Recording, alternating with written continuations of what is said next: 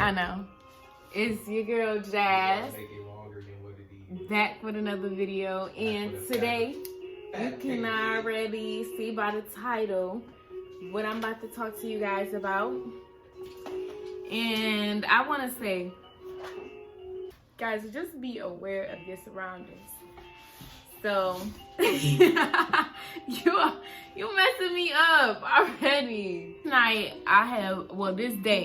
this day I went to class, came home, did my homework, and I took a nap. And then my cousin gets off of work late, and she works like an hour from where I was staying at that time. So I woke up and my aunt said, you know, did I want to go with her to get my cousin from work? So I'm like, yeah. It's like 2 a.m. I want to say 2 a.m. or maybe 3 a.m. when we going to get her. So we going to get her from like an hour from where we was at, almost an hour, like maybe 45 minutes. So we get her, we going home, and once we get close to the house, y'all, this is when the story is starting. So once we get closer to the house, we are like passing the gas station, and as we passing the gas station, me and my cousin see this guy on a bike, and he was like riding real fast and flipped off his bike. So we was already like looking at him, and we like, oh my gosh, is that guy okay? Like, he just flipped off his bike.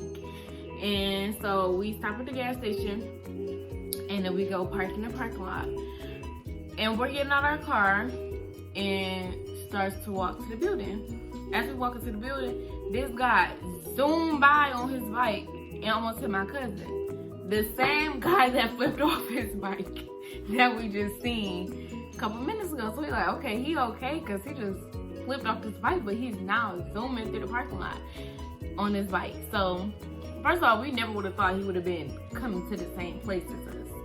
So then he just zoomed past my cousin and got in the building. Mind you, he's banging on the window for the security to open the door for him.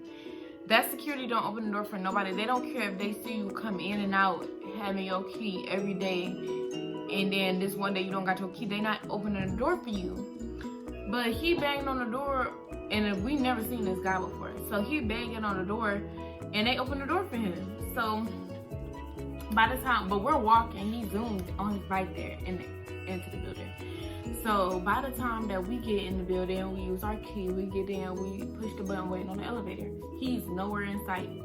We get on the elevator, we pushing our button to go up. When I get in the elevator, I always push the door close button because I don't want nobody getting on the elevator with me. So we pushing the door close button after we pushed our floor, and boom, his arm in the elevator, opening the door back up at the last second as the elevator was closed, door was closed. So it's the guy that zoomed past us on a bike. He doesn't have his bike, and it's just him getting on the elevator. So he on the elevator with us now. He hasn't said anything, and he's just staring at me. And my cousin's asking him what floor, so she could push the floor for him. He's not saying anything. He has not said a word. He's just staring at me. Now it's me, my cousin, and my aunt, and him on the elevator.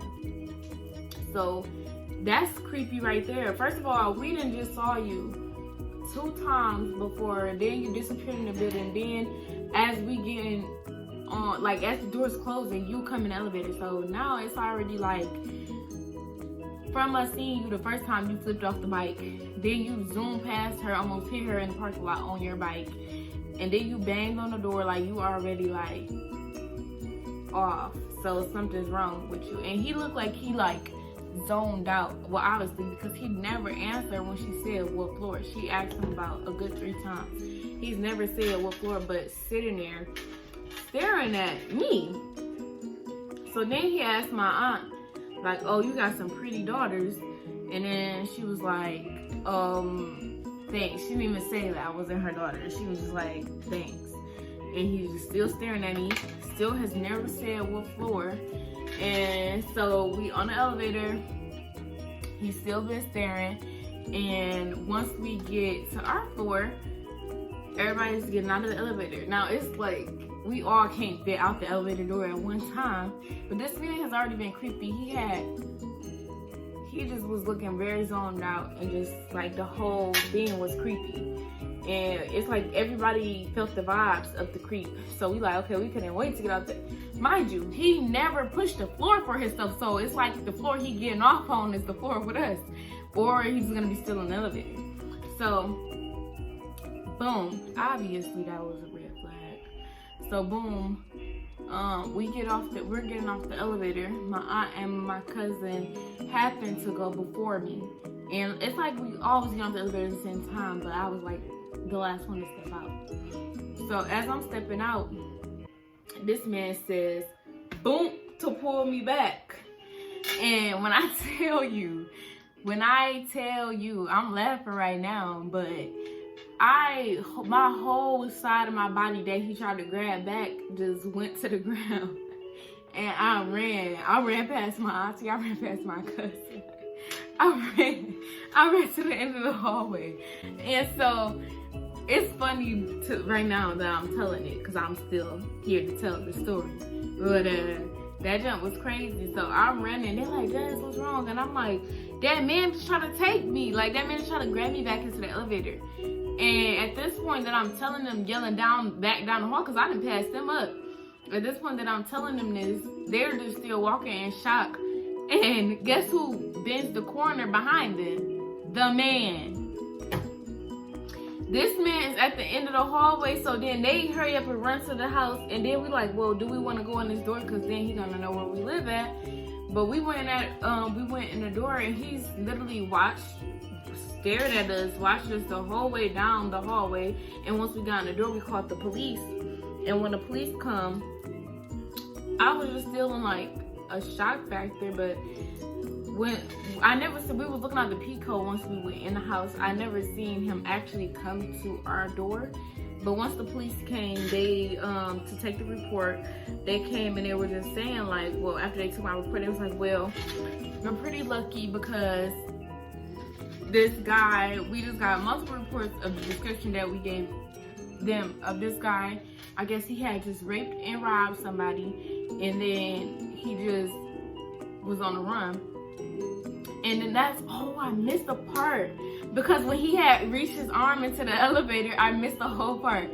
When he reached his arm into the elevator and got in the elevator with us, on top of him being zoned out, he had a wad of money and he was just trying to hurry to put it in his pocket.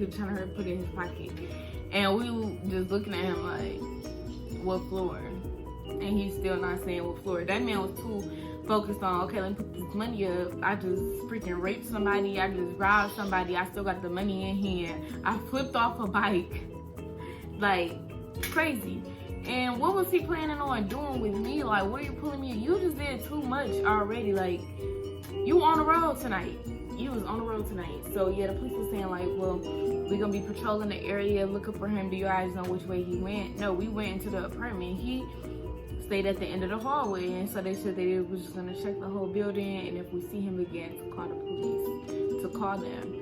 But that was so crazy. And at that time, I was on the bus. I had to take the bus back and forth to school, and I was just so scared, like, to leave the house, like, until I had school again for like a couple days, because I couldn't miss class. But that jump was crazy, and I was just like, oh my goodness, like, people really be doing stuff like that out here. So it's just crazy. Like, if I didn't react how I did, what would have happened? Or like, if we wasn't already suspicious of him because of how he was acting, or if we didn't even peep him flip off the bike and banging on the window to get in, and then he disappeared with the bike. It's like, where did you put this bike at? Where did you put the bike at? And then it's just like, you really just gotta watch everybody. Like, you cannot be trusting of nobody. And that's why I don't even like to get in the elevator with nobody. You see him, we were trying to hurry up and push the door closed, but he opened that boy right on up. But yeah, y'all, I am now a gun owner. So next time he will be getting shot, or whoever tries something like that with me.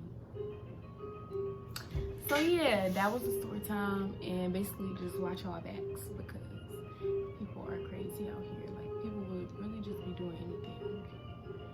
anything. And I'm sorry that y'all had to hear this baby music in the background the whole time because the baby was fooling so active, but now he's asleep and he's sweet. But yeah, I love you guys. Talk to y'all later. See y'all on the next video.